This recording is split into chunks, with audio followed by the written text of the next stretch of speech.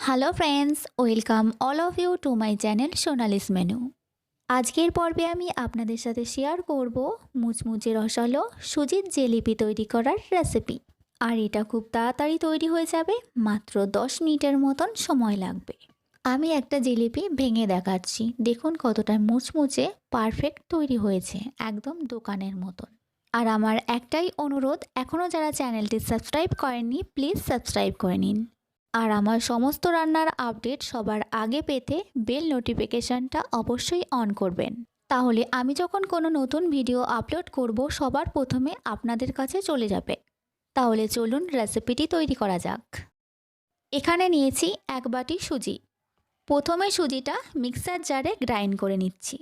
সুজি গ্রাইন্ড করে নিয়েছি, এবার এটা একটা বোলে ঢেলে নিচ্ছি। এখন এর মধ্যে দিচ্ছি হাফ বাটি ময়দা। এবার দিয়ে দিলাম 1 চামচ ঘি। তারপর ঘিয়ের সাথে ভালো করে মিশিয়ে নিয়ে এর মধ্যে দিচ্ছি হাফ চামচ বেকিং পাউডার। এখন দিয়ে দিলাম হাফ বাটি দই।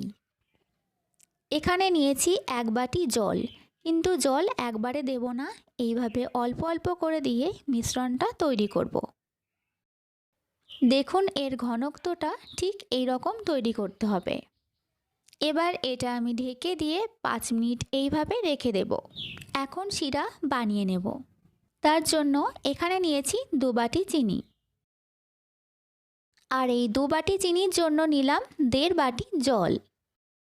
ফ্লেমকে হাইতে রেখে এবার এটা এইভাবে নাড়াতে থাকবো। জলের সাথে চিনি মিশে গেছে, শিরা কিন্তু তৈরি হয়ে গেছে। লেবুর রস দিলে শিরা জমে যায় না, তাই দিয়ে দিলাম হাফ চামচ লেবুর রস। এখন এর মধ্যে দিচ্ছি খুব সামান্য 1 চিমটির মতন ইয়েলো ফুড কালার।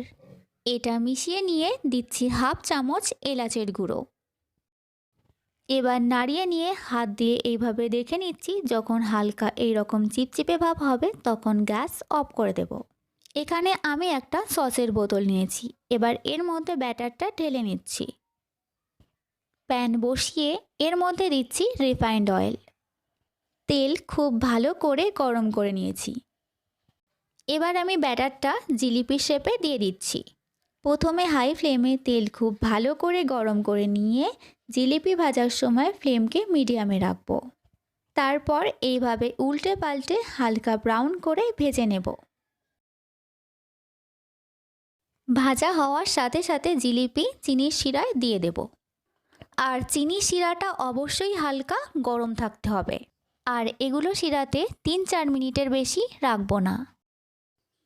এবার দেখুন জিলিপি কত সুন্দরভাবে শিরাতে অ্যাবজর্ব করেছে। এবার আমি দ্বিতীয় ব্যাচের জিলিপিগুলো ভেজে নিচ্ছি। বোতলে প্রেস করে ব্যাটারটা দিলে জিলিপিগুলো কিন্তু সাইজে বড় হবে। জিলিপিগুলো কিন্তু একটু লালচে করে ভেজে নিতে হবে, না হলে শিরাতে দেওয়ার পর নরম হয়ে যাবে।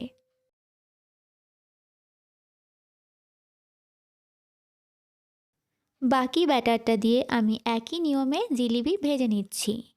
তাহলে আপনারাও বাড়িতে এইভাবে অবশ্যই জিলিপি তৈরি করুন এবং কমেন্টের মাধ্যমে জানাবেন রেসিপিটি আপনাদের কেমন লাগলো।